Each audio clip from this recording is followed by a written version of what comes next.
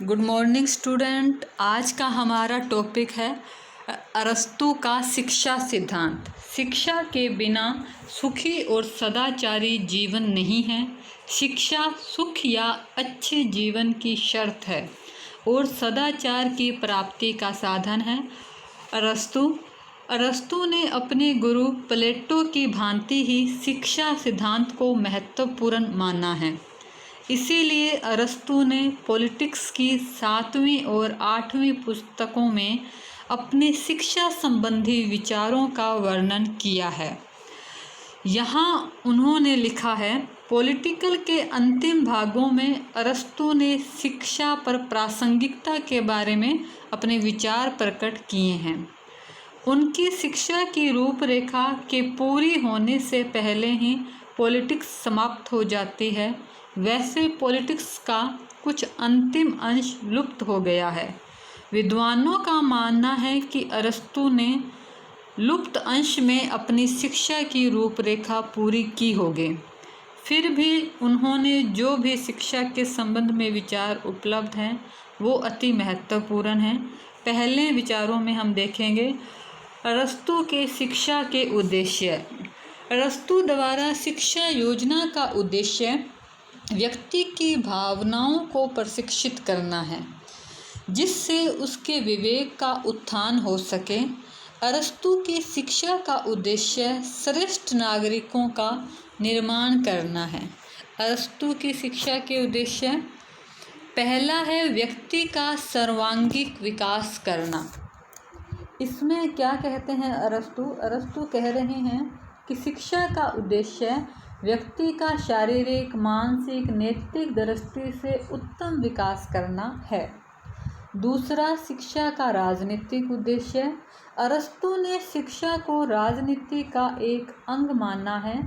उसने विभिन्न राजनीतिक विषयों के अध्ययन पर जोर न देकर ये कहा कि राज्य के नागरिकों को शिक्षा के माध्यम से संवैधानिक स्वरूप के ढांचे में ढालने का प्रयास किया जाना चाहिए। मतलब शिक्षा से हम नागरिकों को उस जो शासन का सिस्टम है उसके अनुकूल ढाल सकते हैं।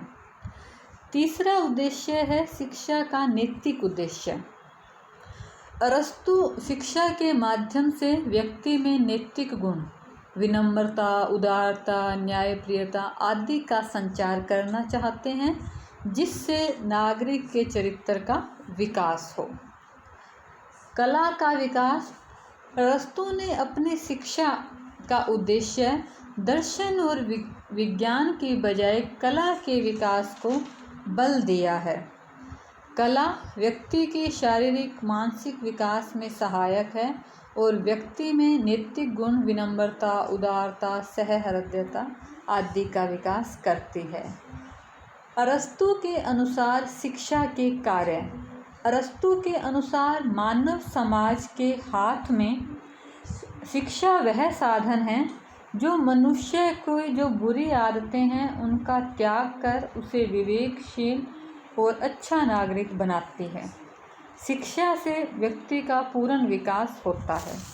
शिक्षा के कार्यों में अरस्तू ने कहा है सद्जीवन की प्राप्ति। पहला कार्य है, जैसे कि अरस्तू के राज्य का उद्देश्य ही सद्जीवन की प्राप्ति है, वैसे ही शिक्षा का उद्देश्य भी सद्जीवन की प्राप्ति करना है। मानवीय आवश्यकताओं की पूर्ति का कार्य। अरस्तू मानव की 3 प्रकार की आवश्यकताएं बताते हैं, चिंतनात्मक, क्रियात्मक और परिचर्चात्मक, जिसमें चिंतनात्मक से नैतिकता, चिंतनात्मक से विवेक का, क्रियात्मक से नैतिकता का और परिचर्चात्मक से आत्म संयम का विकास होता है। ये 3 प्रकार के गुण बताए हैं। इनमें विवेक को उन्होंने सबसे महत्वपूर्ण माना है। विवेक के बाद नैतिकता और नैतिकता के बाद आत्म संयम। अरस्तू कहते हैं कि प्रत्येक नागरिक में इन गुणों के विकास होना चाहिए। अच्छे नागरिक का निर्माण। शिक्षा का तीसरा उद्देश्य है अच्छे नागरिक पैदा करना, जिनके अंदर देवतुल्य विवेक और अच्छे गुणों का विकास हो। राज्य के मूल सिद्धांत का प्रवर्तक। शिक्षा राज्य के मूल सिद्धांत के प्रति जनमत तैयार करती है। जनमत का अर्थ है जनता की इच्छा, जनता का व्यवहार राज्य के अकॉर्डिंग तैयार करती है। शिक्षा स्वामी भक्ति निष्ठा की भावना लाती है। सामाजिक गुणों का विकास। शिक्षा का कार्य मनुष्य में सामाजिक गुणों का विकास करना है।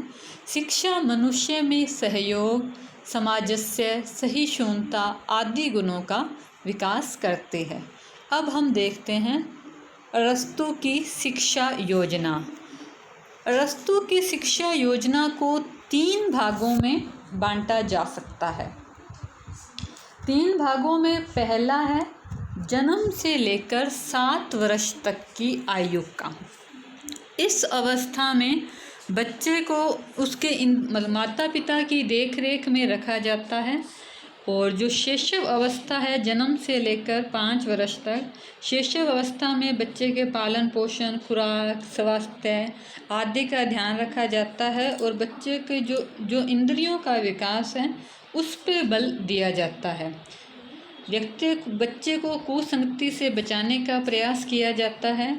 और 7 से ये जन्म से लेकर 7 वर्ष तक की अवस्था में अरस्तु 5 से 7 वर्ष की जो आयु है उसे बहुत महत्वपूर्ण मानते हैं।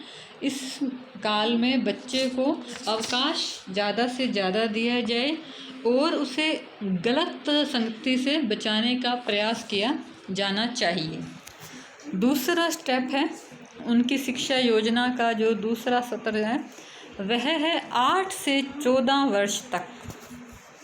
8 से 14 वर्ष तक के बारे में शिक्षा योजना का दूसरा सोपान शुरू होता है।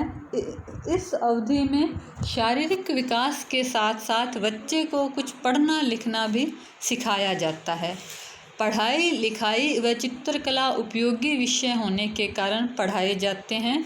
व्यायाम का प्रशिक्षण साहस पैदा करने के लिए आवश्यक है। बच्चों के व्यायाम से अरस्तु का तात्पर्य है उछल कूद, मुक्केबाजी, कुश्ती आदि करना। बच्चों से व्यायाम कराना उतना ही महत्वपूर्ण मानते हैं जितना कि मानसिक विकास के लिए संगीत वगैरह होते हैं। अरस्तु के अनुसार इस अवस्था में बच्चों की जो शिक्षा है वो राज्य के नियंत्रण में दी जानी चाहिए। पहला जो चरण है वो माता पिता के नियंत्रण में है और दूसरा जो चरण है वो राज्य के नियंत्रण में है। अब आता है तीसरा चरण। तीसरा चरण है 15 से 21 वर्ष का तीसरा चरण बताया है। उनका कहना है कि इस सोपान में बालकों को उस सरकार के स्वरूप के अनुरूप प्रशिक्षण दिया जाना चाहिए जिसकी अधीनता में वो रहता है। इसके अतिरिक्त उसके शारीरिक और मानसिक विकास की ओर भी विशेष ध्यान दिया जाना चाहिए। जो 15 से 21 वर्ष का काल है इसमें अरस्तु ने कहा है कि बच्चे का मानसिक विकास है वो सर्वाधिक होता है। इसीलिए इसमें बच्चे को पढ़ना लिखना, ड्राइंग, चित्रकला, संगीत, अंक गणित, रेखा गणित आदि पढ़ाना चाहिए। अरस्तु के द्वारा संगीत की विद्या पर जोर दिया गया है। जो तीसरा स्टेप है इसमें संगीत की विद्या पर जोर दिया गया है और उनके द्वारा कहा गया है कि 18 से 21 वर्ष की आयु में 4 वर्ष का जो ये टाइम पीरियड है इसमें व्यायाम व सैनिक प्रशिक्षण दिया जाना आवश्यक है।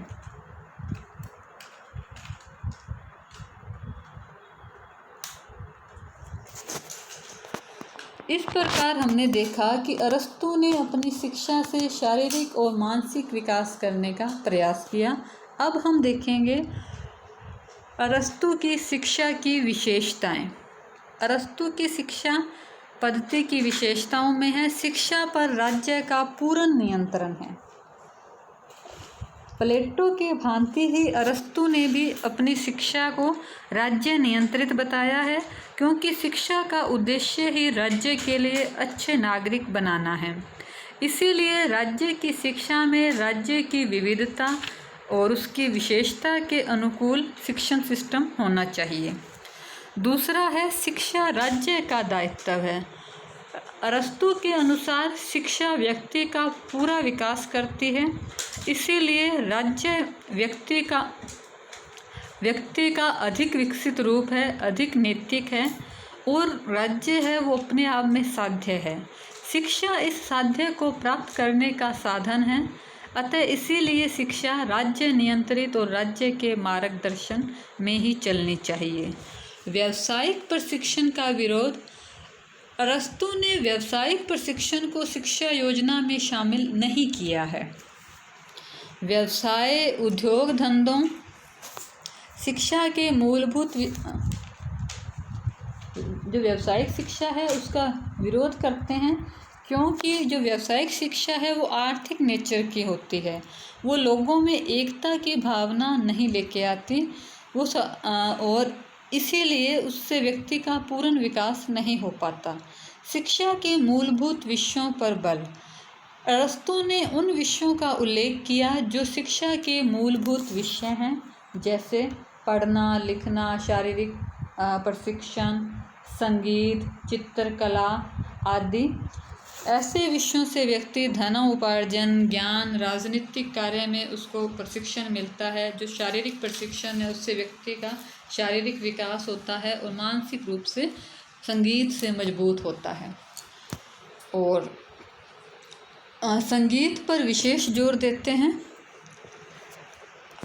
अरस्तु ने अपनी शिक्षा योजना में संगीत पर विशेष बल दिया है।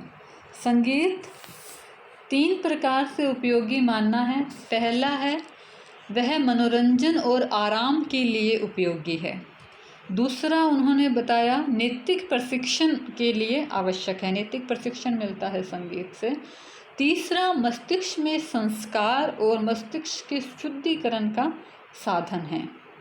इसीलिए अरस्तु नवयुवकों और विद्यार्थियों के लिए संगीत की शिक्षा पे, जो उनका 3rd फेज़ था 15 से 18 का, उसमें संगीत पर विशेष बल देते हैं। शिक्षा का मनोवैज्ञानिक आधार। अरस्तु ने अपने शिक्षा को मनोवैज्ञानिक आधार प्रदान किया है। शिक्षा मानव विकास के स्वाभाविक क्रम के अनुसार है। जैसे जैसे मनुष्य का शारीरिक और मानसिक विकास होता है, वैसे ही अरस्तु ने पूरी शिक्षा का योजना दी है, जो उसके जन्म से शुरू होकर 21 वर्ष तक चलेगी। अब है अरस्तु की शिक्षा की आलोचना। अरस्तु की शिक्षा में कई दोष हैं, इसीलिए विभिन्न विद्वानों ने उसकी शिक्षा की विभिन्न आधारों पर आलोचना की है। पहला है संगीत पर अत्यधिक बल। विद्वानों का मानना है कि अरस्तु संगीत पर अत्यधिक बल देते हैं, यह शिक्षा को एक पक्षीय बनाता है। दूसरा साहित्य की उपेक्षा। अरस्तु ने अपनी जो शिक्षा योजना दी है वो व्यवस्थित नहीं है, उसमें साहित्य के अध्ययन को कम महत्व दिया है। साहित्य किसी भी राज्य व समाज के निर्माण में अहम भूमिका निभाता है। मानसिक और शारीरिक परिश्रम को परस्पर विरोधी बताना। अरस्तु ने शारीरिक और मानसिक परिश्रम को एक दूसरे का विरोधी बताया है। उसने अपनी शिक्षा योजना में मानसिक विकास और सैनिक एवं व्यायामी प्रशिक्षण के लिए 4 पीरियड दी, मतलब 4 वर्ष का समय अवधि दी है, जो 18 से 21 वर्ष है। उसमें अन्य विषयों का शिक्षण कार्य नहीं करवाया जा रहा, सिर्फ शारीरिक प्रशिक्षण ही करवाया जा रहा है। बौद्धिक शिक्षा बहुत विलंब से आरंभ होती है। अरस्तु की जो शिक्षा योजना है वो जन्म से 21 वर्ष है। उसके पहले फेज़ में तो सिर्फ जो बालक की इंद्रियों के विकास के बारे में ही विचार है। जो बौद्धिक शिक्षा का समय है वो 14 वर्ष से आरंभ होता है और 21 वर्ष की उम्र में समाप्त हो जाता है। आधुनिक शिक्षा सिद्धांत के हिसाब से यह उपयुक्त नहीं है। देश की अधिकतर जनसंख्या शिक्षा से वंचित है। अरस्तु ने अपने जो शिक्षा संबंधी विचार हैं वह सिर्फ नागरिकों के लिए ही दिए हैं। तो जो उसके नागरिकता का विचार है वो सीमित है, इसलिए जो बड़ी संख्या में व्यक्ति हैं वो शिक्षा से वंचित रह जाते हैं। शिक्षा पर राज्य का अत्यधिक नियंत्रण। राज्य का नियंत्रण होने के कारण व्यक्ति अपने विचार स्वतंत्र रूप से पेश नहीं कर पाता और उसे विचार अभिव्यक्ति की स्वतंत्रता नहीं मिल पाती, जिससे व्यक्ति का पूर्ण विकास नहीं हो पाता। नेक्स्ट आलोचना का आधार है व्यावसायिक शिक्षा। व्यावसायिक शिक्षा की उपेक्षा। अरस्तू ने कहा कि व्यावसायिक शिक्षा की उपेक्षा की गई है। व्यावसायिक शिक्षा मानसिक संस्कार का भी विकास करती है, शारीरिक प्रशिक्षण भी प्रदान करती है। आधुनिक मस्तिष्क के लिए ये पूर्ण रूप से सही, मतलब इसका महत्व देना वो सही नहीं है। निष्कर्ष के रूप में उपरोक्त विवरण के बाद हम कह सकते हैं कि अरस्तू की शिक्षा योजना में कुछ दोष होते हुए भी यह सर्वथा महत्वहीन नहीं है।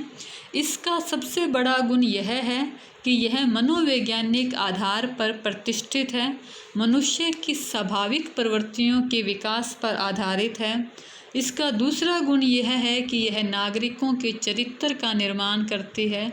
इसके परिणाम स्वरूप राज्य का स्थायित्व सुदृढ़ होता है और राज्य को अच्छे नागरिक प्राप्त होते हैं। धन्यवाद।